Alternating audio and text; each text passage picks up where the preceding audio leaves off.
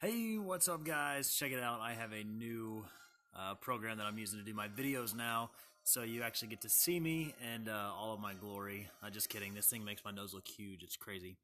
Anyways, this video I'll do a couple things, take a couple looks at some different structures and build times and some cool stuff that's going on with Command Center Level 13 because that's still pretty new. And then I'm also going to take a look at my latest attack in our current Alliance War. As many of you know, last month of October, we finished first place in the Alliance War leaderboard. Completely stoked about that. That's been pretty much like a dream of mine since I first started playing this game almost 3 years ago. So in order to be able to do that with my own alliance and my own friends and guys that I've, brought together over the last year, it was really incredible. So really special moment for me to do that. Anyways, we're going to look today, like I said, I'll show you the cost of some of the upgrades in the Commander Level 13 because I'm sure there's a lot of you out there that are wondering. And then, again, we'll look at my latest attack, which is probably one of the best attacks I've ever had, honestly. And I'll get to show that to you guys as well.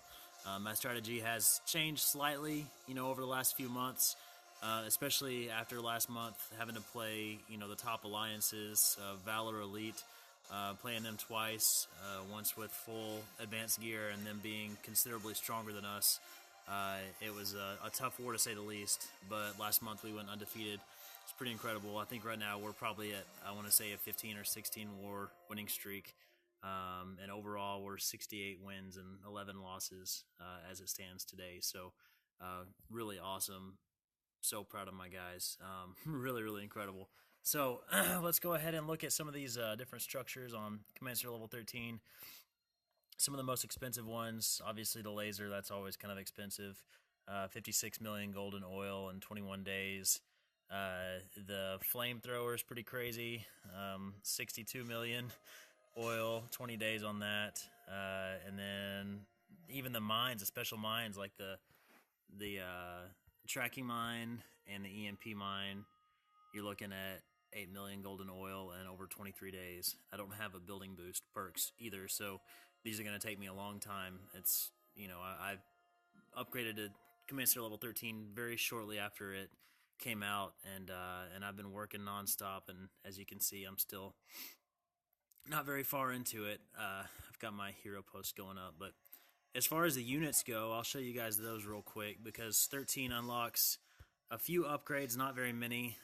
You can get Spec Ops up to level 11, RPGs up to level 11, FTLs up to 11 on the human troops, and then the only upgrade on your regular machines is the Claw up to level 10. And then on the heavy machinery, right now I'm upgrading that, but the only upgrade is the quad tanks for that one. Everything else stays the same. So let's go and take a look at our my attack this war. This is our first 25 versus 25 in a while. We had a guy that, DJ smashed the crap out of his phone and couldn't fight this war, but we still pulled out a good win against Vietnam Warrior, and this was a good war for us. They had a pretty substantial loot advantage, but they lost enough stars that we were able to pull through on it. Their top player, Chris, is a Commander Level 13, and he's about twice as far into the 13 as I am right now, so he's got a pretty solid base. And again, this is a strong Commander Level 13 with full advanced gear. And I'll go ahead and show you guys my attack. As you can see, I attacked him right at the start twice. But if you'll notice, both times I was able to get through him without using any support troops. And we'll take a look at the attack here, and I'll show you how I did it and a couple of key changes that I made since I've done my last videos. One of the first ones is, especially in full AG wars, I pretty much always trip either two hangars or, hey, I've been looking up there the whole time, two hangars or a hangar and a communication center at the start, just because it's one less thing to blow up, because obviously your troops are not affected by AG, but your hero skills are. So in this war, or in this battle, you're going to see me trip the communication center as well as the bottom hangar and then go from there. Also, as I've previously, I think I did this in my last videos, wherever I start, I always shoot a minesweeper round ahead of where those units are. So, Whitney, you're going to be famous. You made it on there. I just got a new phone yesterday, and haven't turned off notifications yet. So for all of you that need to do that, be sure you do, because that'll screw you up in an attack or in a war. Be sure you don't have any pop down stuff. So anyways, I tripped the communication center on the right side of the screen there, started my claw on the bottom left, and then I sent a minesweeper down. Whenever you're tripping your closest hanger or whatever it is, obviously if air units come out, you want to drop down your Goliaths first, which I did. If it's ground units, drop your ASAMs first, because they will destroy ground units. That's just kind of one of those split-second decisions you got to make as soon as you see troops coming out. I sent another minesweeper to the right to protect against that little wall that's coming straight down. I suspected there might be a tank mine there, because that'd be a good spot for a tank mine. So I wanted to clear that way so I didn't kill a hero on the tank mine. And then a lightning strike and a AT-4 launcher to kill that bunker on the bottom left.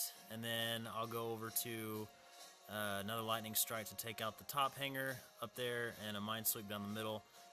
Usually, if you guys have been watching my videos, I try to make a minimum of 3 minesweepers. It's just something I've been doing for a while, and it's so important, you know, especially if you have any ground units at all. You want to keep your heroes safe. That's really the only way to do that if you've got mechanical ground units going. And then lastly, I forgot to mention this beforehand. I probably should have showed you my troops. Instead of using, originally I started with 4 Goliaths. I'm now up to 6, because I always do trip 2 hangars or a hangar in the communication center. So I have 6 Goliaths, 4 ASAMs, and 15 Dragonfires. Also with the Dragonfires, and you'll notice I've been doing this as well, I spread them out a little bit more. I don't send them out in a huge solid line like I used to. As you can see, I kind of sprinkle them here and there. As long as you have a good EMP, artillery with Ghost, that should give you enough time for them to destroy things without having to be all in one group. And that's really how you can speed up and improve your attacks quite a bit with Dragonfires. But again, the key thing for that is that you have EMP that lasts a very long time, because yes, they will take a little bit longer to destroy the turrets. That being said, though, you can sprinkle them out a little bit further. They have better area that they don't, you know, they don't all have to go all the way across the map, and you can speed up your attack a lot. So there you go. This guy was a strong command center level 13. Took him out. Obviously, the replay's wrong, but I took him out with 43 seconds left. So it was a pretty good attack. My second attack on him, I think I had 41 seconds left. So obviously, I'm proud of those. But that just goes to show, you know, there's ways you can do very well with full advanced gear wars, and not even really need to use support unless you have to. And obviously, I always have them ready in case I need them. I would never go into an attack without having support, because obviously things can go wrong and do go wrong. But you know, that's a great example of how you can, you know, how you can take out these big bases fairly easily using this method. And I will say it's not the cheapest method as far as skill points goes. I probably use on a command center level 13 a strong one between 4 and 8,000 skill points on an attack. So again, it's not the cheapest, but it's effective, and it's very consistent, because I haven't dropped any stars on this account. I dropped a 1 last month, but aside from that, it's probably been, you know, a long time since I've dropped stars on it using this strategy. Of course, nobody's perfect. Mistakes happen here and there, but anyways, I think that's it for this video. I hope you guys enjoyed it and learned something, a little bit something. I try to throw something new in every video I can, but hopefully I'll do another one sooner the better. And that's it for this video. I'll see you guys in the next one.